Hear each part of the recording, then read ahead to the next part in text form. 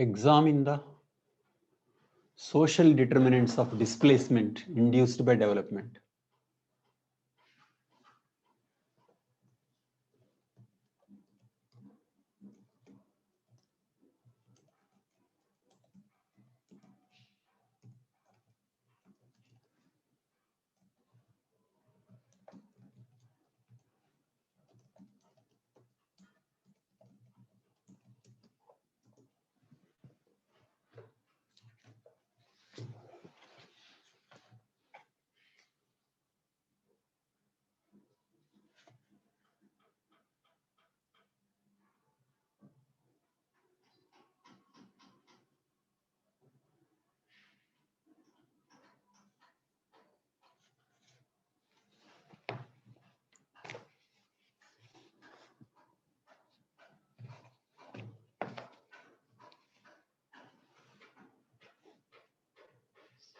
Discuss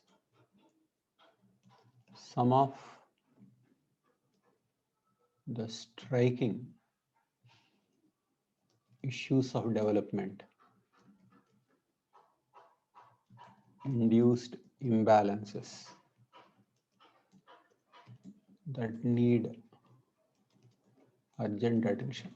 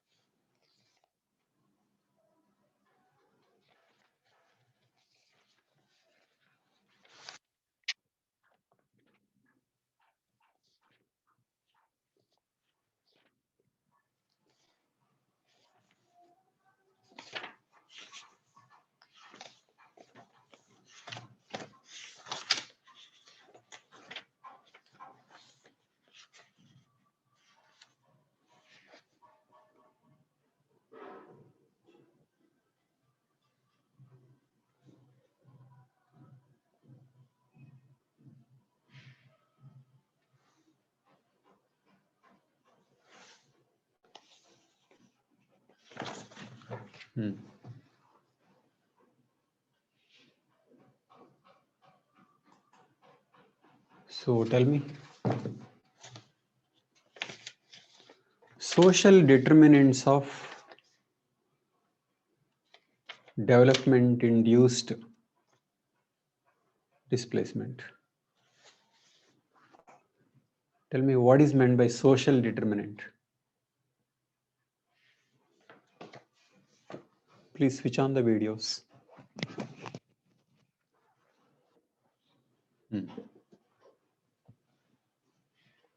Vishal, tell me.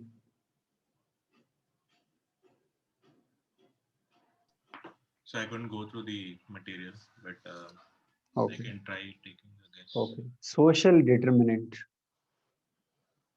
of displacement, development induced displacement.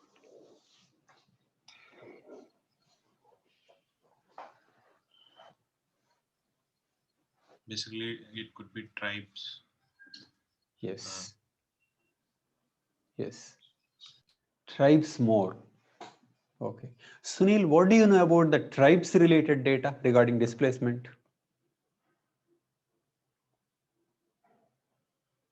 So some of them were sent in, after FRA. No, Forest. that's tribes related factual data, empirical data. Some percentages are mentioned in the material. This is 70-80% that is required.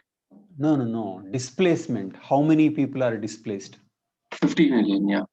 50 million. But of them, how many are tribes? Of them, 40%, 23. 40%. So 40% of 50 million are displaced, though tribal population is only 8% of the Indian population. Tribal population is only 8%, but 40% of the displaced are tribes. Why is it so? Why isn't everybody affected evenly? Because they are in rich resource areas. Exactly. They are in rich resource areas. And other areas are already developed or populated. So development went to inaccessible forest regions, and there the people got affected, and most of them are tribes. Okay, so that's about tribe. But in terms of rich, poor, who are more likely to be affected by displacement? Poor. And to which caste do they belong? Tribals, STs. SCs, caste. So SCs and STs are more likely to be affected. Higher caste people living properly in a city are less likely to be affected.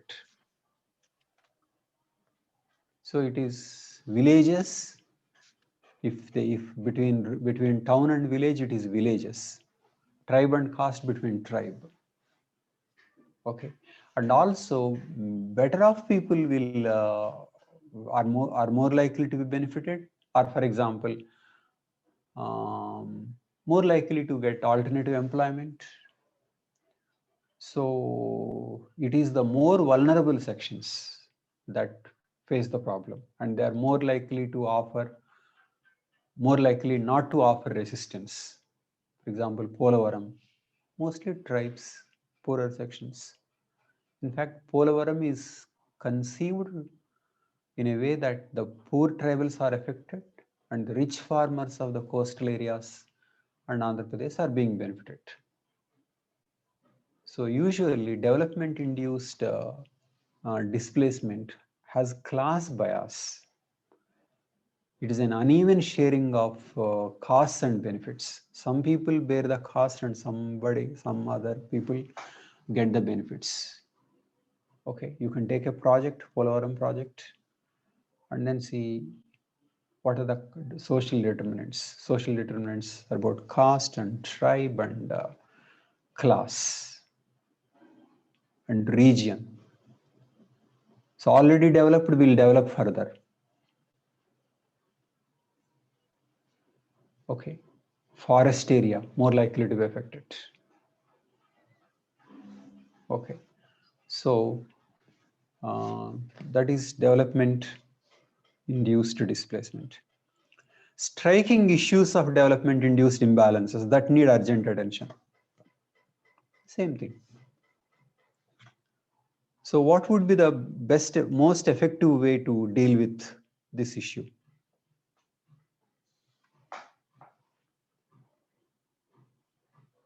Okay. Tell me what are the provisions of most recent bill? Land Acquisition, Resettlement and Rehabilitation Bill. So who will summarize? Sunil, will you summarize LARR? Sir, What are the most important features? Tell me. first of all, you need eminence domain. Eminent domain. So certain percentage is required for the Okay, for the for consent. taking the land Okay. based upon the project PPP or total private project. That's true. PPP or private. Okay. And once taken, it cannot be contested anywhere. That is another. Okay. Once taken, it cannot be contested anywhere. It cannot be contested in Supreme Court because it's as per the Act. It cannot be contested in Supreme Court. I didn't know this provision. Okay, please continue. No, sir. It's not like that. You have quoted in your article that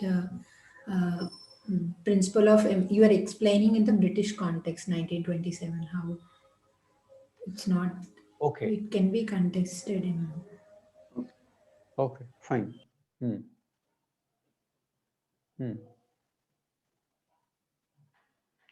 Okay, some percentage of people, depending upon whether it is PPP or private players. Okay, next.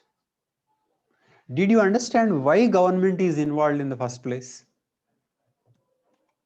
Why can't we leave Just everything to the private players? so that justice is done. Justice is done. Otherwise, you So will it is easy to take over the land. easy And to government is involved. if the government is involved. Okay. For private players, it becomes very difficult. Okay. Because if there is any revolt, private players cannot do anything, but government can, has its machinery. Okay. And in the end, it can use eminent domain. Hmm. Okay. Eminent domain is the last weapon. If somebody is not willing. Okay. Okay, next. Did you see that Mahesh Babu movie, right?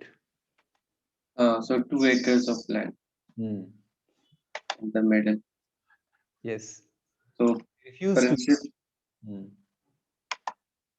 So even principle is not valued. I mean, if someone wants to take it, he will take it anyways.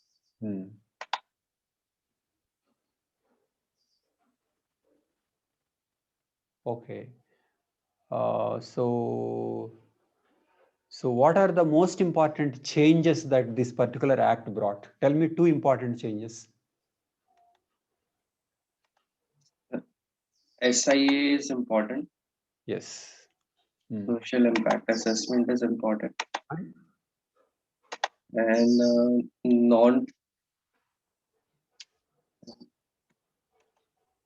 What are the 2 important things?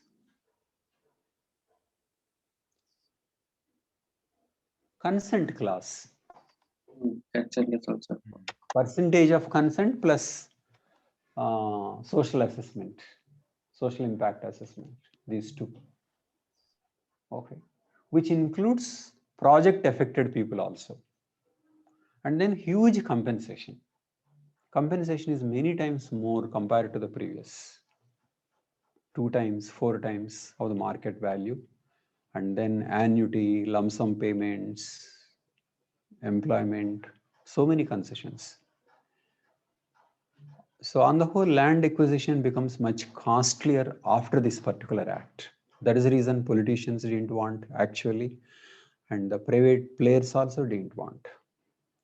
Because land acquisition becomes very, very costly after this particular act. That is the reason why they wanted to undermine this act. Narendra Modi government wanted to pass an ordinance, but failed to make a bill, and then doing all kinds of things. But the state governments passed their own laws diluting this. But Chandrababu Naidu went for a completely different way of getting the land. What did Chandrababu Naidu do?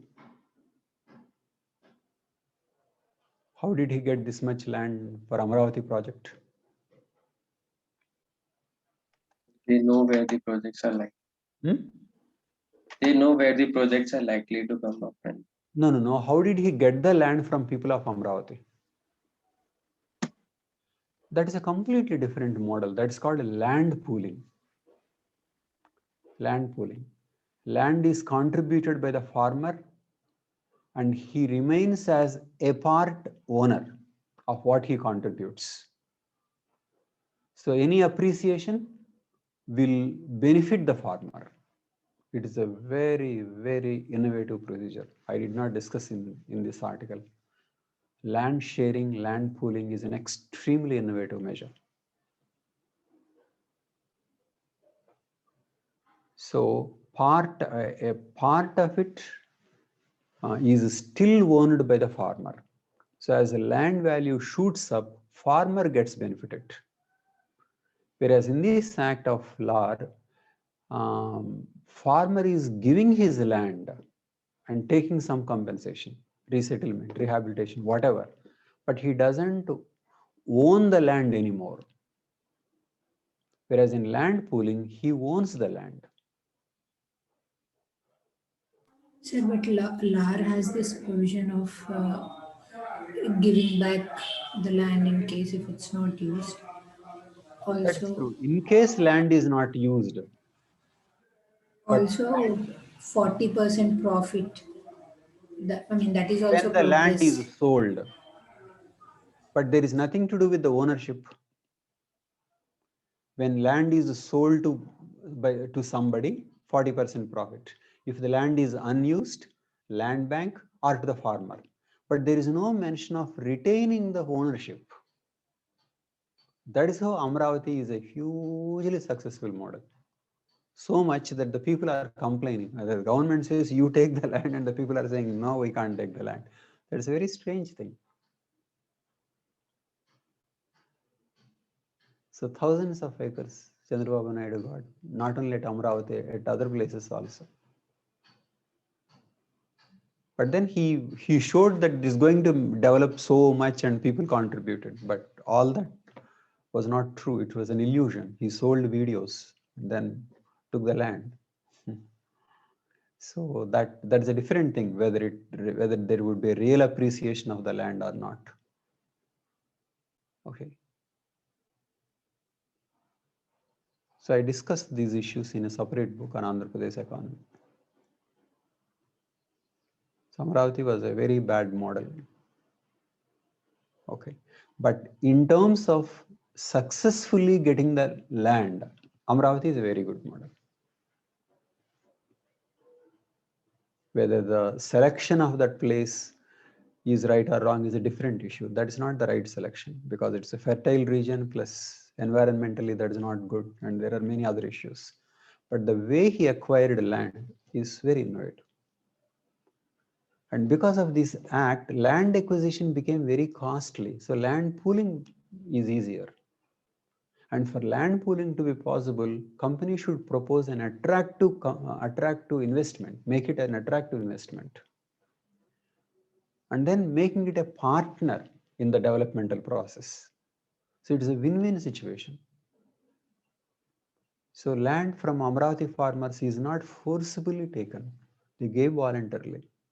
At some places there is resistance because basically they wanted to get higher price. That's all. Not that they were really against the project. Then what this act did was compensation package shot up. So industrialists found it difficult to get land at this price. And then the consent clause and social impact assessment, which meant project affected people also would be compensated, which is not easy. In Amaravati case, very little is paid to the farmer. Why? Because farmer still has part ownership of the land. So I think Amaravati model is the right model for land acquisition. Sir, in Amaravati model, there is no longer government involved. That's true. It's just private. Hmm. Government don't facilitate. Government Like, facilitator, fine. Some organization. But basically government is behind it. The whole thing is done by the government only. I don't know formally who got it, not like that, but it is essentially government approved project. So land pooling contributes to distribution of profits, distribution of risk. Okay, so essential formula of land pooling is that you give part of the land, sorry, you give full land, but you retain, you say for example, you give 5 acres, but you are still the owner of 2 acres, like that. 3 acres generally for development, 2 acres. So that ratio can change depending upon how attractive the investment is according to the farmer. So basically it's revenue sharing, land sharing.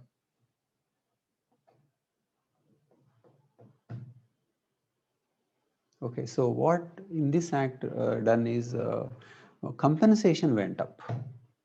So people found it difficult to acquire the land. That is the reason Narendra Modi wanted to remove those 2 clauses, but he did not. He could not. So I feel land acquisition should be made much, much easier because farmers have land and they are not making productive use of the land. And those who can make productive use of the land, that is industries, don't have the land. This is a case of market gap, demand supply gap. Those who have land are poor, and those who have money, who want land, don't have land. So how can this continue? So there should be a simpler way of transfer in which every party is benefited. So far, in the name of SEZs, land is being taken and then taken at a lower price and used for a variety of purposes. For example, the present Chief Minister Jagan Mohan Reddy, that one of the reasons, one of the ways by which he made money was through this. So use political connections to get the land and then do something else. So government is used to buy land. In fact, these people at so many projects, like when the middlemen I talked about, the middlemen belong to this party only. They went and bought many acres. And this you have seen in Mahesh Babu's another film, Srimantudu. So an MP tries to get as much land as possible, so that land is going to, the price of it is going to shoot up. So middlemen take. So finally, I mean, it is basically the government is involved. So the farmer is not benefited. But in land pooling, farmer retains the ownership. So some successful sharing is very, very important. That links agriculture with industry. Now agriculture is poor, doing poorly, poor people doing, no investment, no market, no technology. And industry is hugely advanced. So this gap has to be reduced.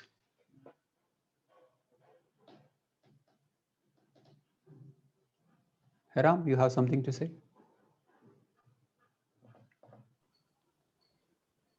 True, sir. Yeah. Exactly.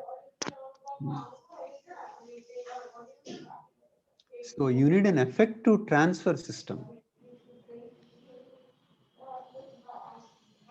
And many are not interested in farming.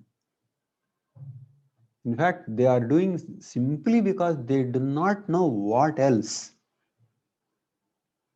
At the end of it, they will be happy many times if they can recover the cost. It is like that. Successful means recovering the cost. Failure means loss. That is what agriculture is.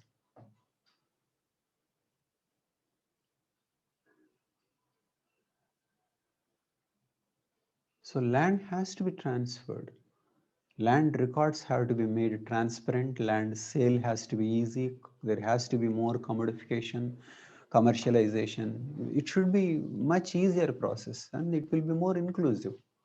Now you have a huge section in poverty, but with resource. So this has to be changed. Which means in industrialization process, everybody will be involved.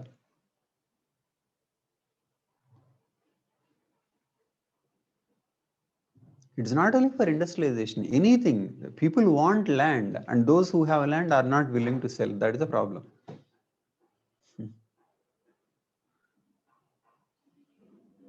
You have poor people owning enormous resources. Poor people all together. Poor people means, I mean, they don't have cash. They have land. This is a tragedy in every village. Neither they can sell the land nor they know how to use it. Stuck up.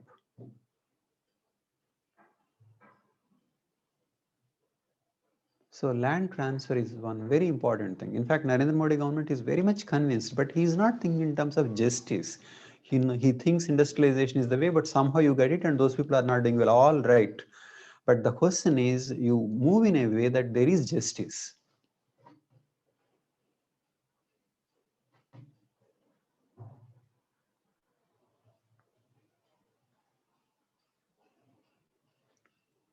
So land acquisition should be easy. What the act does is that it makes it costly.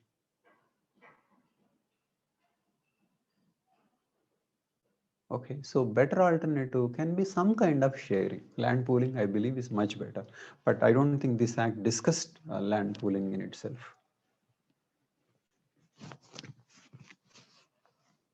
Okay. The act is about getting rid of the farmer. Just get the land and then get rid of him. In getting rid of idea, farmers are risking everything. I mean, they think they are taking a huge chance. Because what do they do with money? And money will not be adequate. Whereas in Amaravati model, what they got is very little. It is because they thought that when land value appreciates, they will be the beneficiaries. It is a wrong idea that to take land for a capital when it is agriculturally so rich and so fertile. That is a different issue. Because you can do the same thing on a less fertile and arid region. Why do you destroy an agriculture area?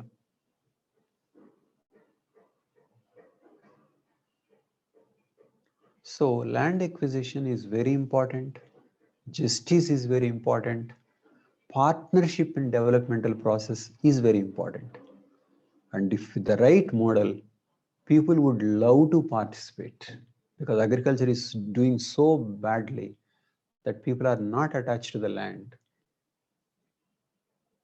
People want assurance that we will give this, but what are you giving in return?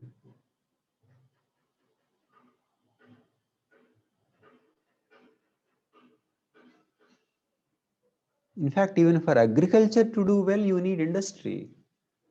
Because agriculture also is a technical thing. It needs investment. It needs market help. You need money, and farmers don't have money.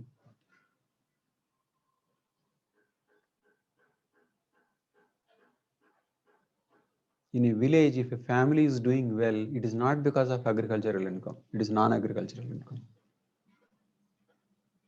If a person has to win Sarpanch post, now the elections are going on, right? He can win only when his children are connected in towns and cities. Why? Even in US and UK, when they send dollars and pounds, these people will win elections in the village. That is the situation.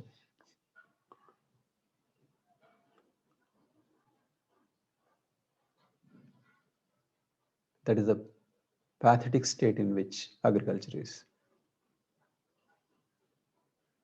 And not because of lack of land. Nikhil, what do you say?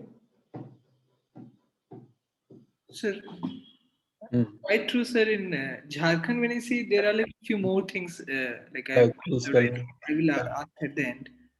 Tell me. Sir, so land acquisition happens. FRA is one thing. Right now, a lot of communities are being given land also because of the provisions of FRA are really. You know about this LARR, Land Acquisition Act? LARR, I was. Anything about agricultural scenario? I think you are more familiar with tribes. Sir, I also have my limited experience only because I don't Fine, sure. But the thing is, one more thing I have observed, sir, over time is that whenever we have to construct any building, like even an Anganwadi, the government want to construct here, sir, like there is this system that Gramsabha decides to give land as donation. I wanted to ask, where does that come from? Because there is no compensation or any money given to those people. It is just that Gram Sabha together finds a piece of land and they will give it to us, and later they will refuse also after some time if they don't want. So the building will be constructed and there will be issues and clashes there. No, village has some common resources. We will discuss. Sure, we'll come to that. Sure. So that is about land acquisition. You please write about land pooling. If I have separate material, I will pass it on to you. Land pooling as a solution. We must Land be pooling. suggesting this. Yes, of course, you suggest that. But sir, in pooling, the ownership will be to the farmer. So what happens if they deny? Part ownership is with the farmer, not complete. Suppose the government constructed a building, and after that, how does that happen? Like, because ownership is something which is very important because. It is not for one building. If that building on which there is a commercial activity, then he gets share out of the profit in the commercial activity, like that. We're talking about big projects. So if he gave 2 acres for a project, he will continue to be a owner of 1 acre, like that. Kind of So like some profit is made out of that 1 acre also, right? Out of it's that. like rent system or something like that. Yes, profit sharing system. Yes, profit sharing system. And because the land value appreciates, if he wants to sell that 1 acre to somebody else, then he will sell and make profit. It is like that. So basically, he remains the owner.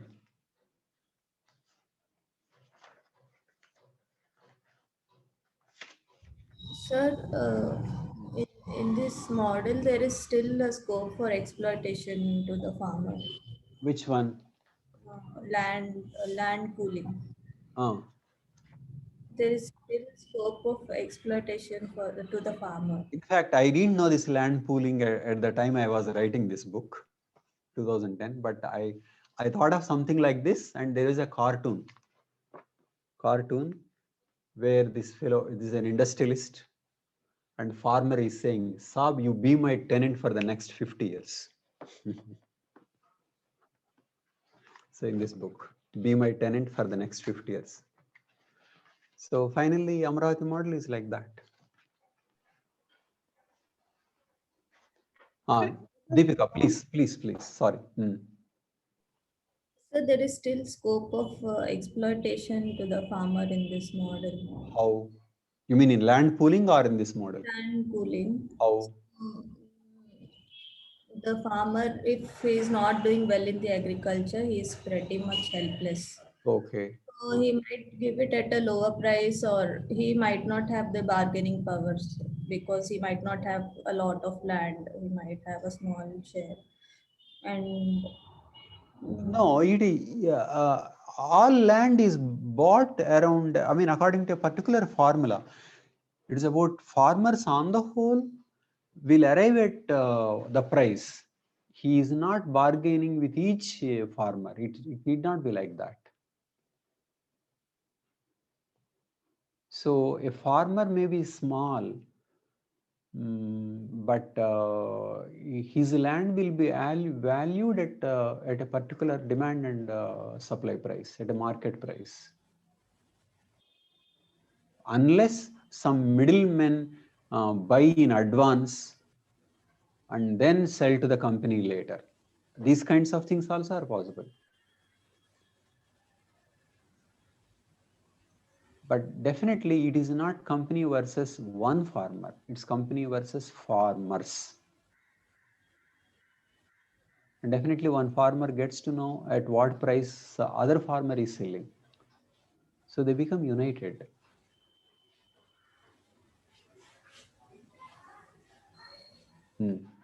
Gayatri wants to say something. Sir, also, as you have pointed that land market is highly volatile. The provisions of LAR 2013 is that the compensation will be based on the market price, like 2 times for. But in real sense, the prices, like given the black money market and that, That's true. You are right. real sense, people, You are right. it would be more than the market, 2 times more But than the. market price is, yes, that's true. State official market price is much less. Actual market price will be different because there is black money. That is why 2 times and 4 times. That is why in land pooling, these things will be taken into consideration, because after all, if the land value appreciates, farmer is being benefited. Land pooling will consider it. Land pooling. In fact, people gave land thinking that land value will appreciate, and they are sorry because it is not going to be capital, and it's going to lose in value. So if you create expectations about the project, if you can sell your idea to the farmers, and farmers will take it because they are going to be partners. So the idea of distribution, justice, I think all are included in land pooling. So thousands of acres were not acquired using force. Very little, some 2-3 places, some latte charge involved. It's very, very little compared to the scale of operation. Very innovative thing he did. But we don't know how much money he made in that process. That's a different issue. But the idea is good. Sir? Hmm. Sir, I couldn't read the notes you gave. Okay. I will read it later. But Okay. sir, this LARR Act, sir, this is not just for tribals, right? It is for everyone. Yes, it is for everyone. It is for That- everyone. It's for everyone. So we hear, Forest FRA is for tribals, but this is for everyone. so the acts which I keep hearing here are like Tenancy Act, Forest Right Act, and Schedule Area thing. We'll come to that. We'll come to that. LARR, we don't talk much about. I No, don't know. we'll come to that. After LAR, we'll do FRA and PESA. Okay. And Tenancy Act are from the state, sir. That is true. So that is about development and displacement, and discuss all these things in any of these questions. Next. Now take this question. How does the new Forest Act affect tribals?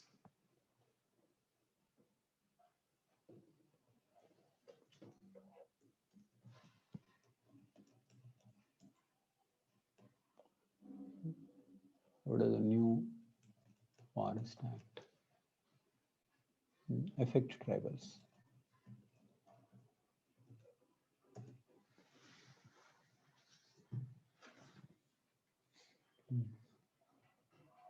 Deepika, can you summarize FRA?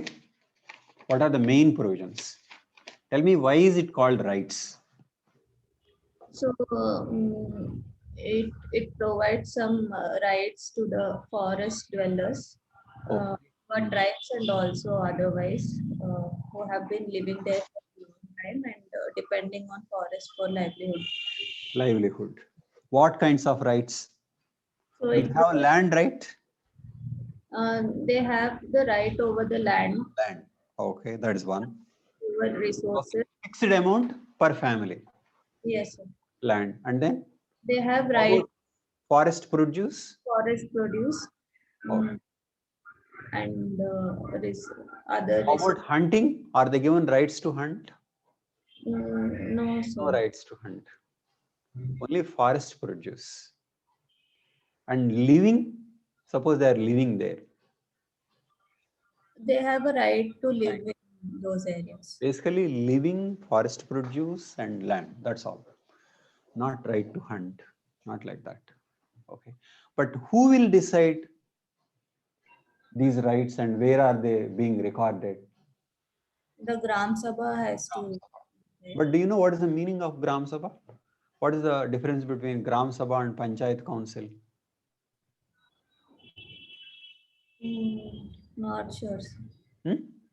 Not sure. Not sure. Gramsabha is the electorate. A village has population, okay, and of the population, only some are voters, and these voters constitute Gramsabha. Gramsabha is not the council. Okay. So from Gramsabha, you have council, Sarpanch and ward members in places like this, in main areas. So Panchayat is not the same thing as Gramsabha. Gramsabha is electorate. So Gramsabha at Gramsabha, rights are recorded. Rights are recorded going by how they have been using previously. They're not new rights. Recording the traditional usage, be for individuals or for community. And first time this has happened. There was nothing like recording before. Community rights, individual rights, land, forest produce, residence. Okay. Next, what other rights do they have? What kind of control systems they have regarding what can be done to the place where they are living, to the forest or to the territory? For mining, They need to give The mining company needs permission from them. Okay. They need to give for other things the government required. For mining, it is required. for mining it is required. Okay. But under what act these Gramsabhas are created? And when did that act come? That act was nothing but PESA. Panchayat Raj extended to scheduled areas. When was PESA passed? 1996. 1996. And FRA? 2006. 2006. LARR? 2013. 2013. So both LARR and FRA wanted to make use of these PESA structures. Okay. To get the consent of the Gramsabha. Gramsabha is involved, not the panchayat, the electorate. And they may have a committee and the committee will decide. In the case of FRA, first a committee will decide, Gramsabha, and then it will be passed on to the next level if there are contests, and then the highest level, that is district. Everything is finalized by the district level. And then they are recorded. And they will continue to hold those rights, enjoy those rights. Okay, so tragically, previously, there was no notion of rights. Using eminent domain, the government will say the land is ours. In fact, even after all these laws, the eminent domain is not questioned. That seems to be the nature of the state. The state can declare this land is ours and we will have the right to use for the purpose that we decide. Finally, the state has that right. So no act can change that. Okay, that is the nature of the state. So, so this is how rights are guaranteed under FRA. But what is happening in practice? Very few people are actually given these rights. That is a problem. Community rights are neglected. Very few claims are recorded. So a lot on paper and not much on practice. And there is also a lot of state-wide variation. So essentially, even after all these laws, if the state is not interested, if the state is not strict, I mean the state, okay, state government, despite the law by the central government, then things cannot be done. Even in the case of LARR, there are certain provisions by which certain state governments passed in a way that this can be overcome. A central act can be overcome in a state law if the state law gets president's approval. Okay, that's what Andhra Pradesh also did. So even in FRA also, if the government is not keen on recording the rights, nothing can be done. In PESA also, Gramsabha may say we don't want, but sometimes the government is not going by Gramsabha's addition. Sometimes it forces consent, sometimes meetings are not held. Okay, but only in few cases they will put a fight and then they may go to court and then they may finally win, in the case of Vedanta project. But at many places they may be ignored, like in Polavaram Dam. So ideally, Gramsabha should have say in the developmental activities, mining, use of forest, but many times that is not what is taking place. Okay. Can you tell me why in the first place Panchayat Raj should be different in a scheduled area? Deepika, what is your answer?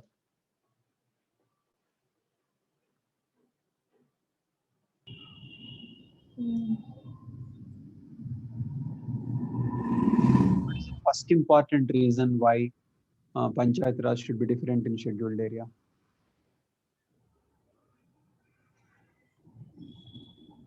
Sir, I'm not able to understand. Their customs are different. In a normal area, what is passed by state legislation is followed. Normal area follows law. Whereas scheduled area, being inhabited by tribals, their laws and customs are different. For example, we discussed Naga and Kuki. You know, Naga way of managing a village is different from Kuki way of managing village. In some villages, tribal chief is the head and he allots land to others.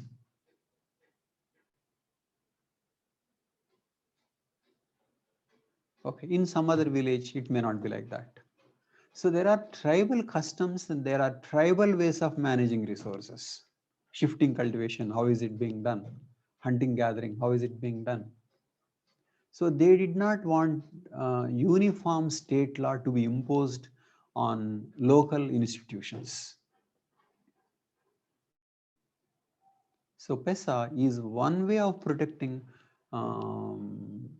distinct culture of tribes. So if Nagas have a particular custom, then they will go according to the Naga custom.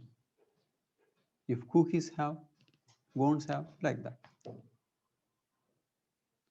So to preserve the culture, and culture also involves the way they manage the resources. So they said that they should approve if resources are going to be used differently. And then one more thing is that control over certain state institutions, including schools and hospitals. So basically, they are seen as different societies with distinct culture, and they are being empowered.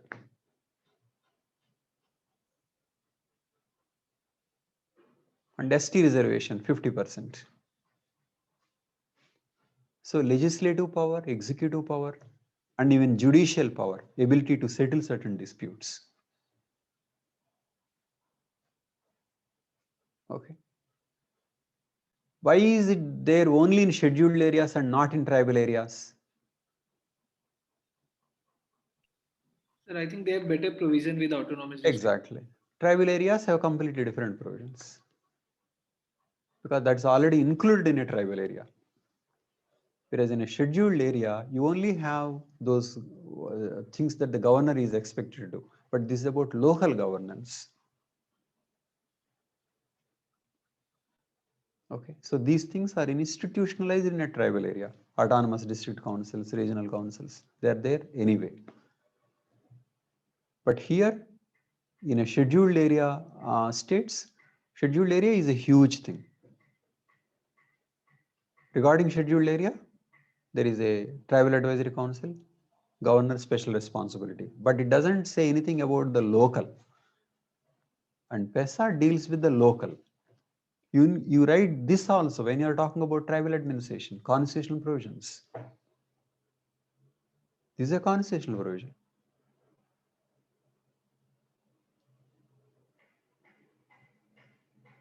Okay.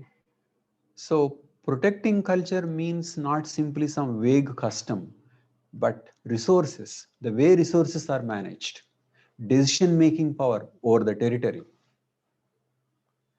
Basically, these are all good things. What the problem is whether you implement them or not.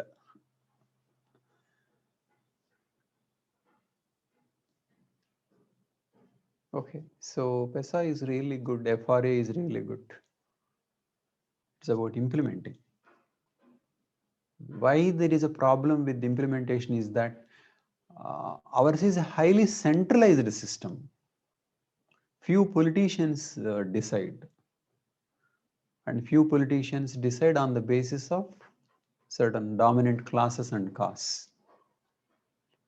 So somebody wants to develop a power unit in forest, so he will influence the chief minister or important ministers and he will get it done. Doesn't matter what Gramsabha says. So finally, it is like that. It is run by elite classes and elite interests.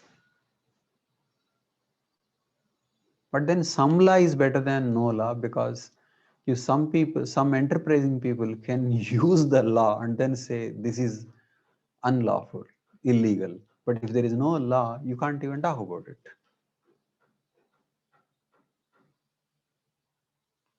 So law is good. There should be law, though there may be a gap between the action and the practice, action and the law.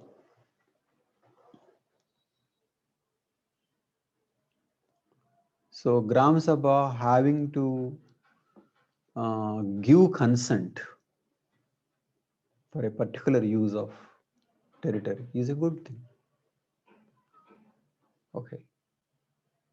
In fact, these things were there in 1996, this was created, but then later FRA and these things came. But so many times this being violated, so there was an amendment proposed. That is that article that I sent talks about amendment, but which is not passed. Basically, that amendment proposes that you make these conditions strict, that recommendation by the Gram Sabha is necessary. Okay, that's what UPA wanted to pass, but it did not finally pass. So, I mean, there are two views going by UPA time, and particularly Sonia Gandhi and her team seem to attempted to introduce some kind of decentralized governance, be it right to information, right to education, this Forest Rights Act. Okay. But after that, the government is more interested in fast industrialization. Fast industrialization. Okay. I mean, it is a matter of orientation, not that they are completely different.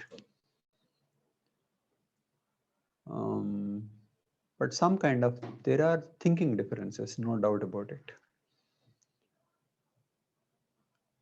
Okay.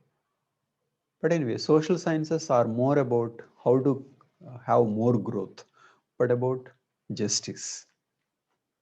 About justice. It's about how you distribute, be it sociology or anthropology. It's about people, not about economic growth. And distributive justice, who is benefited and at what cost. Okay. And see how some people are influencing and hijacking this entire development, so-called developmental agenda.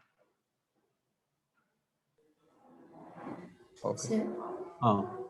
Sir, it is okay if government caters to mainstream, but what about judiciary, sir, asking 1 million people to... That's true. Judiciary has become extremely responsible. The judiciary itself is a highly elitist institution. Sir, if I were Supreme Court judge, I will never order them to evict. I mean, if I can understand that simple thing, Exactly. why after reading law and practicing for so many decades, After reading a lot,